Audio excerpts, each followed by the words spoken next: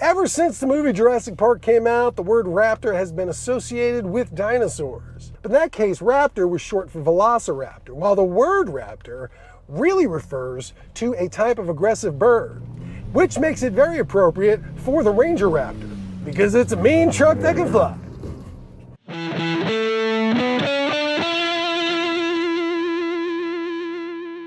The Ford Ranger is all new for 2024, and the first ever Ranger Raptor for the United States is the top-of-the-line model. It's a high-performance off-road truck built in the same vein as the F-150 Raptors and Bronco Raptor, and was very much designed for playing around in sandboxes like this. Comes standard and only with a 3-liter turbocharged V6 rated at 405 horsepower and 430 pound-feet of torque. That sends all of that through a 10-speed automatic transmission to a 4x4 system with full-time and part-time settings, plus a high and low range transfer case. This features a wide-body design which, different from the F-150 Raptor, has metal fenders, and that's to fit its updated suspension. The Raptor has a wider track than the other Rangers, aluminum control arms up front, and a multi-link rear suspension with coil springs. But what makes it special is a set of 2.5-inch Fox live valve shock absorbers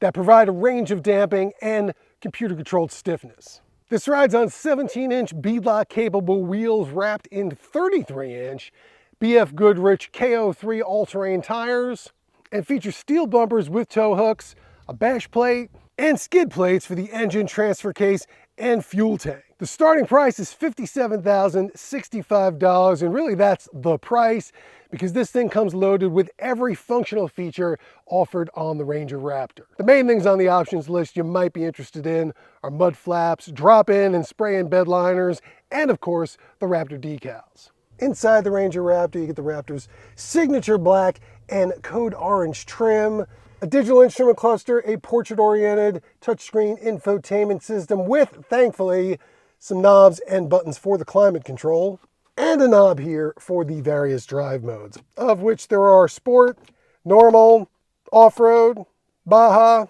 and Rock Crawl. And when you use that, it automatically sets up everything for you. The suspension system, the 4x4 system, the front and rear locking differentials, and even the exhaust, which has a couple of volume levels. And even then, you can change all those things individually. But if you want to change the locking differentials, you have to go to this off-road screen, which has a front-facing camera that's fantastic, but icons on the screen for the differentials, which just doesn't seem right. I want a big chunky switch. You do get 6 of them up here, however, for auxiliary equipment that you can hook up as you like. And then there's the seats, which are these power adjustable Ford Performance chairs that have a lot of support, great upholstery, but oddly enough, no ventilation, which seems kind of weird for a truck that you're going to be wanting to take out into the hot desert. And there also aren't any air vents for the backseat passengers. As for my 6'1" scooch test, where I see how I fit behind myself with the front seat set comfortably for me, this is bigger than the last generation Ranger, but still a mid-size vehicle and a little snug, although it won't take too much scooching to get pretty comfortable back here. And under the seat, you don't get a flat floor, but you do get some cubbies for storage. And the Ranger Raptor isn't all play, no work. It has a 1,375 pound payload capacity and a 5,510 pound tow rating. As far as drive modes are concerned, I know we're not in Mexico, but I do think Baja is the most appropriate today. Let's see if I'm right.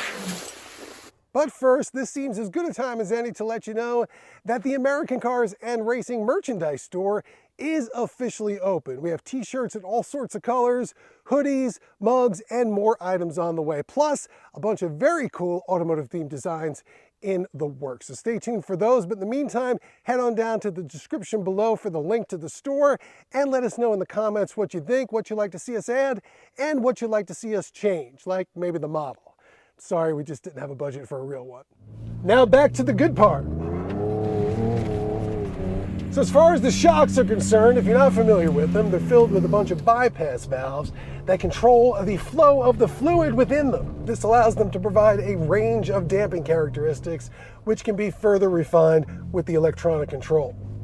There are basically 3 main zones. There's the ride zone, which is the most compliant and allows it to soak up small bumps, while keeping the body under control, the bottom out zone that firms up progressively to keep it from bottoming all the way out, and the top out zone, which does the opposite of that and keeps it from fully drooping when the vehicle is in the air.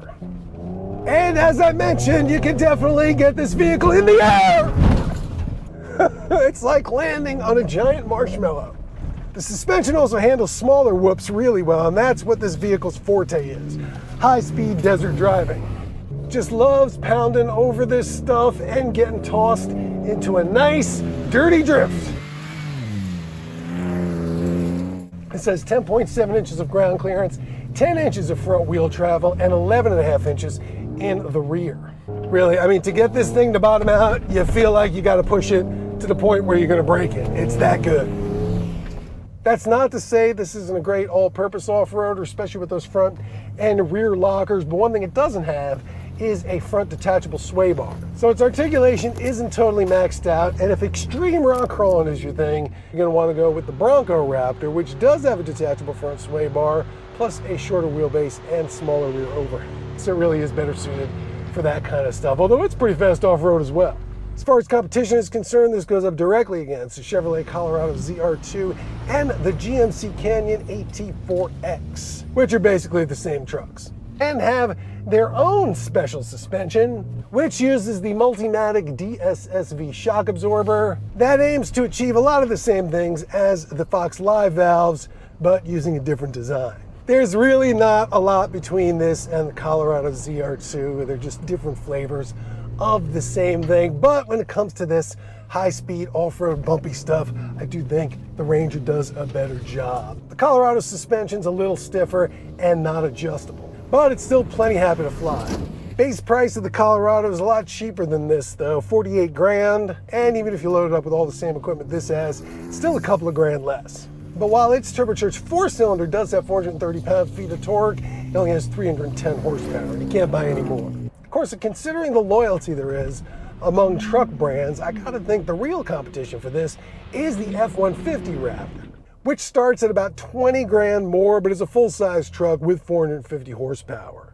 And while those are a blast, I think you really do have to go to Baja or somewhere more like it to really take advantage of them because they are so big. It's nice to have a nice wide open space. As far as on-road driving is concerned, this is a very comfortable vehicle, though I think the normal suspension setting is maybe a little too cushy. I prefer it in sport. And you get plenty of electronic driver aids, including automatic emergency brakes, lane centering adaptive cruise control, and a speed limiter you could set, which seems kind of appropriate. Plus a 360-degree camera system that includes a nose camera you can leave on off-road, which is very helpful on tight trails and when you're driving up and over things, or just jumping over.